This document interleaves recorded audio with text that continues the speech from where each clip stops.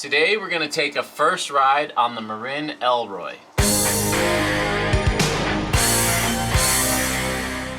Normally, I will spend several weeks riding a bike to really get to know it, and so I almost never share footage from my very first ride on the bike. However, in this case it makes sense, and I wanted to provide that for you. This is the experience a lot of you would have if you were to demo this or find it at an event and go rip around on a trail. A lot of people only get that first ride when making a judgment, and I'm not sure that's the right way to judge this bike. So let's cut to the footage of that ride. So this bike has a nice tall stack. Reminds me a bit of my Banshee Paradox. I love a tall stack. It means I'm not hunched over when pedaling. This bike feels long, but not as long as you'd think it would based off the geo numbers.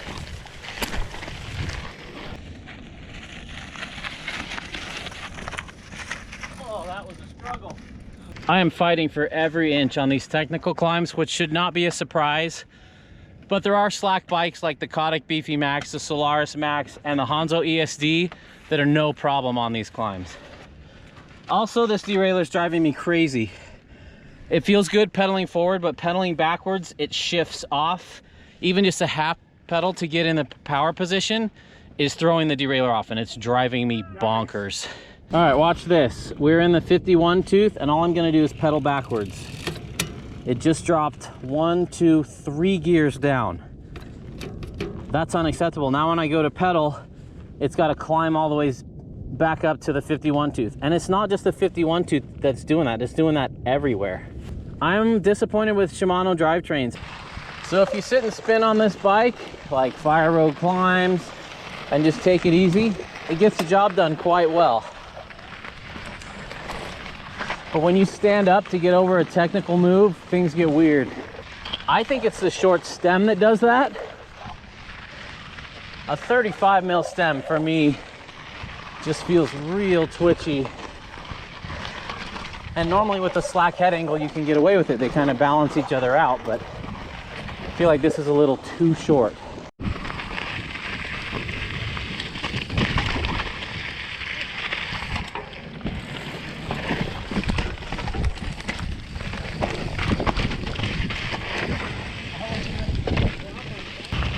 So the reach doesn't feel crazy long, but what I do notice is the wheelbase is long on this thing.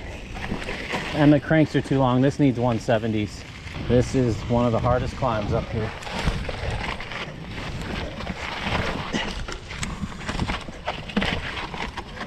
Oh, spun just a little. That was close.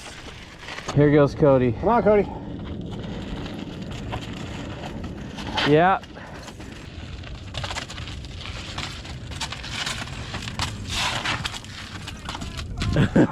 So hard, especially on a single speed. That's bravo, Cody.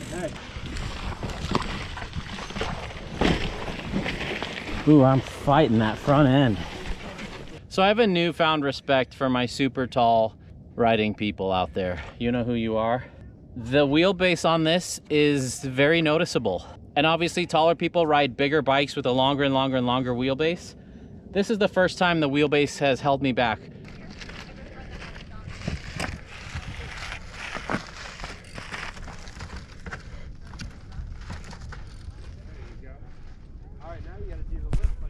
All right, fresh out of the box. I haven't done any modifications to this.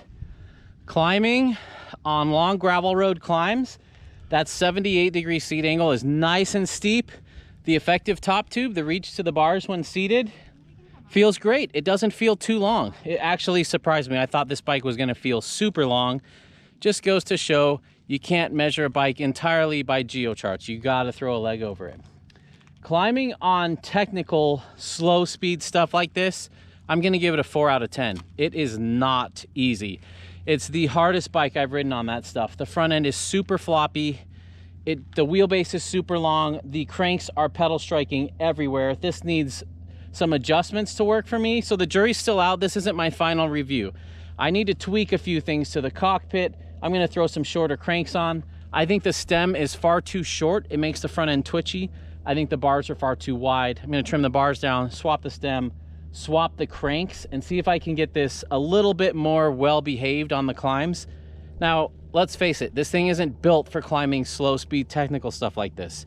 It's meant for winching up a fire road for 2 hours, then turning around and bombing down single track. And that's what we're about to do, is head downhill and see how it does on the downs. But on the ups, it was easier than I thought it would be based on the numbers, but you really have to muscle this bike through the chunk and the slow technical stuff. So don't get this bike if that's what you're doing, is stuff like this. I know a lot of you freaked out when I flexed that rear end when the wheel was out and I could flex it. I didn't feel any weird spaghetti noodle feel in the back on the climbs. We'll see on the downs. But you also have to remember, we now have a bolt going through there that's triangulated the whole thing, so they can't move in and out because they're bolted to the wheel. But I still think we're gonna get some vertical compliance on that.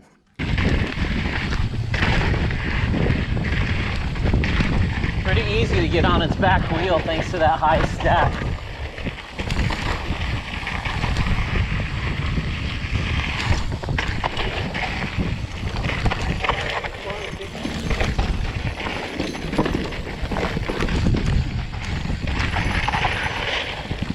You definitely have to be over the front of this bike.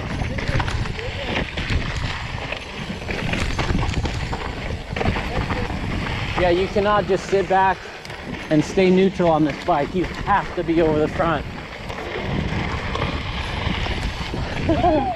Yeah.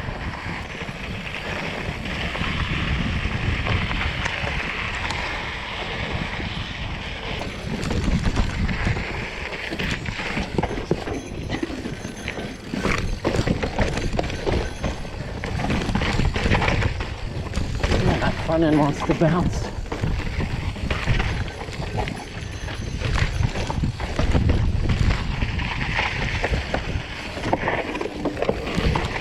With the short stem, this cockpit doesn't feel super huge, but the wheelbase does feel pretty big. It's really interesting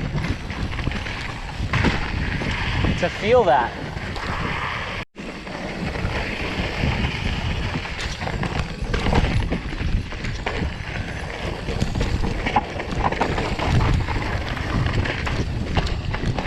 Keep going, go by yourself. This thing is really great in big holes. That long slack front end doesn't want to pitch you over the bars. Oh, it's so loose and dry out here today.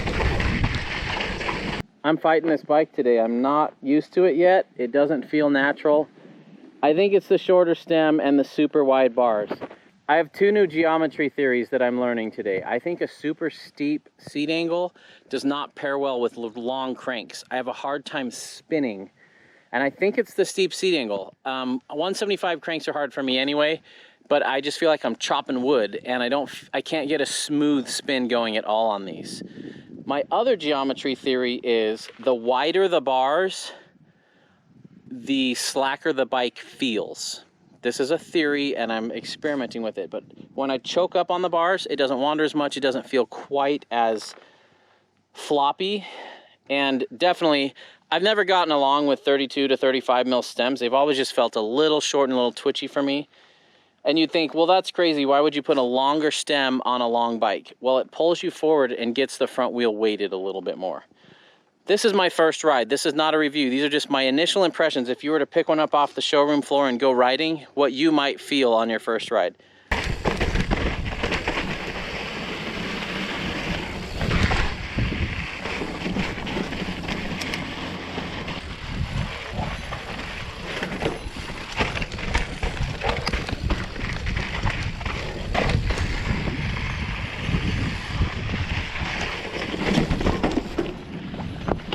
Sorry, Cody. No worries. All right, so this is another one of Jen's nemesis. Bike just gets hung up on everything. Okay, Brian's on an XL. No, Evil. large. Oh, large? Large Reckoning. Evil Reckoning, and this has an inch and a half more wheelbase. That is wild.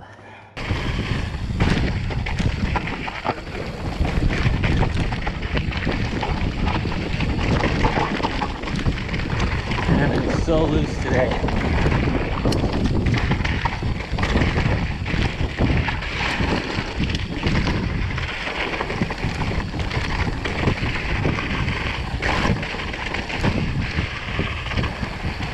I'm definitely not used to it. It's so different from any other bike I've ridden.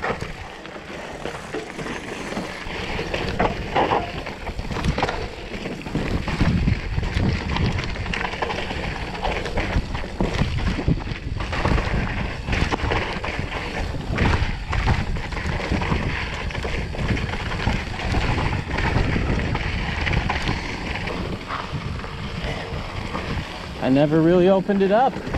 I thought this bike would just be aggressive enough to just swallow this all up so I could just be on autopilot and let it go, but not so. No matter how steep your trail is, this bike just wants something even steeper. This bike is sluggish. Trying to put down power, get a little more speed, I can. It's just slow. I was just on Brian's Evil and it's 34 pounds and it pedals better than this. It's interesting, it almost feels like the early 29ers did, where it's just slightly awkward. So that's the first ride. These are my first impressions. I'm struggling to connect with this bike. I couldn't ever get it up to speed. It just kind of got hung up on stuff. Even on the slight downhills, when I'd stand up and sprint, it didn't really want to get moving. And I feel like this thing needs a lift park to be used to its fullest. But at that point, is a hardtail the right bike? It's very similar on paper to the Hanzo ESD, but the Hanzo ESD was far more rideable, far more playful, far more agile, and I could charge harder stuff than on this. This is not a review. This is not my final word. These are my first impressions. I'm going to make some tweaks to this and see if I can connect with it. Most bikes I can get along with pretty well on the first ride. This one's going to take some time to get to know. So as is, I don't love this bike. I think we need to make some changes and get experimental on it to unlock its true potential. I think there's a fantastic bike hiding underneath all these components, and I just need to tweak and remove the stuff that's holding this bike back and put some better components on to see if I can really make this bike come alive, because it just does not feel alive at all. I've had 3 other people on this bike and they all said the same exact thing. First off, this bike can't get out of its own way to save its life. It is so slow. And not just on the ups or flats, even on the downs, it just never picks up speed. It's extremely slow. And that's a shame with such an aggressive bike with such crazy numbers. This thing is meant to go fast, so something is making it go super, super slow. And because of that, it never dances, it never gets up to speed. And a big, long, low, slack, wild bike like this should not be going slow on the downs. It should be bombing the downs. So it sounds like I need to get experimental and swap out some components. There are some components that are really holding this back, and I need to change those to see if I can unearth the hidden potential of this bike, because I think this bike has fantastic potential, but in its stock form, it's lacking and it's never getting into its groove. And I've never really felt that on a bike, which is why I'm sharing my first ride with you. This isn't a review. I don't want you to make decisions based on this video. This is a process as I try to create a wonderful bike out of what I've got here.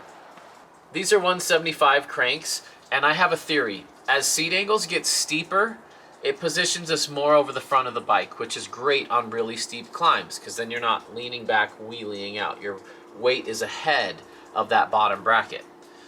However, that brings you over the bottom bracket when you're pedaling, and the longer cranks are, the more it feels like they're not spinning in a circle. They're kind of just, we call it chopping wood. It just feels like you're chopping down. And there's like a dead spot at the 6 and 12, and it's hard to get through it. And my theory is that as we steepen those seat angles, we need to be shortening our cranks to keep them spinny. When you're sitting behind them, like on a beach cruiser on a slack seat angle, it's easier to spin those in a circle because you're not right over them. But when they're right below you, it's hard to keep that spinning in a circle. At least that's my theory. I'm still working on it, so I'm going to be shortening the cranks significantly.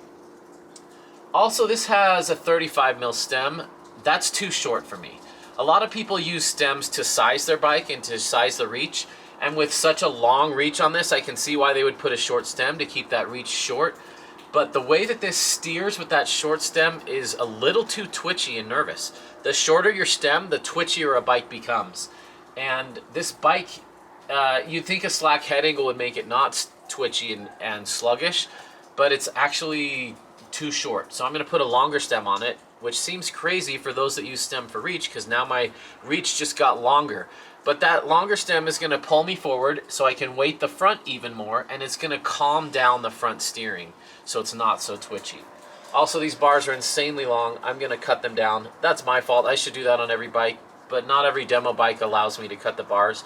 I reached out to Marin and they said trim away. So I'm going to trim the bars, lengthen the stem, shorten the cranks, and I think the biggest holdback on this bike is either the rear wheel or the rear tire or both. This comes with Maxxis Assegai double downs in the rear. That's one casing shy of their downhill casing. And this is the Max Grip tire. Now, I understand that there's a shortage of bike parts in the world right now, and a lot of companies are struggling to get enough parts to put complete bikes together. I don't know if Marin went with that on this because it was the only tire they could get right now, or if they thought, hey, this is the aggressive bike, it's a hardtail, it's going to be slamming around out there, let's put a really thick casing on there so nobody pinch flats. The problem is it's an Anchor, and I think that grippy compound with the super aggressive tire is slowing it down way too much. This bike cannot pick up speed. Even on downhills, I'm like pedaling to get it to go faster and faster, and it can't seem to get out of its own way. This bike's really, really slow. And hardtails, what makes them so great is that they're not slow. They should be zipping through things and flowing well. Even aggressive hardtails should be zippy and fun. They shouldn't be tanks that just can never get going. So I'm going to swap out at least the tire, probably the whole rear wheel, because I've already got a wheel and tire set up, and see if I can get this thing rolling faster. Once I do that, I will have a much better idea of what this frame and bike are capable of, but in its stock form, it was a real letdown. It just wasn't exciting. It didn't do anything better than any other bike. It did everything a little bit worse, and it was just so slow on the downs, which is the weirdest thing. I have a hard time believing this tire compound and weight could make that big of a difference, but it's got to be something. The wheels spin okay. It's not like the hubs are binding up, but it just feels like the brakes are dragging on the whole ride, which is wild. So the jury's still out. This is not a review, but if someone were to throw a leg over this the first time, I think they'd be surprised at how unexciting it is to ride. But like I said, I think there's greatness lurking beneath the surface, and we just need to expose it with the right changes. So we'll swap the wheel, cranks, stem, and trim the bars. There's some things I'm really liking. I love the Bomber Z1. I've always loved that fork. Fantastic fork for the money. That's my #1 recommendation for the price. Z2's great too. The brakes are actually feeling good. They're bedded in. They feel really good. I'm not able to get a feel for the frame because I'm so distracted by how slow it's moving. And even though I'm 5'6", on this crazy long reach, it doesn't feel so crazy long, which theoretically should feel really great on long shuttle runs or lift assist park runs. But for most people's trails, I think this might be too much bike and too long of a wheelbase. That said, this wasn't really designed for most people's trails. This thing was designed to be the most radical, wild, aggressive hardtail out there, and we're going to try and find out if these changes make it just that. Thanks for watching. Thanks for learning with me and getting experimental. We'll see you in the next episode. There's a party in the mountains, and you're invited.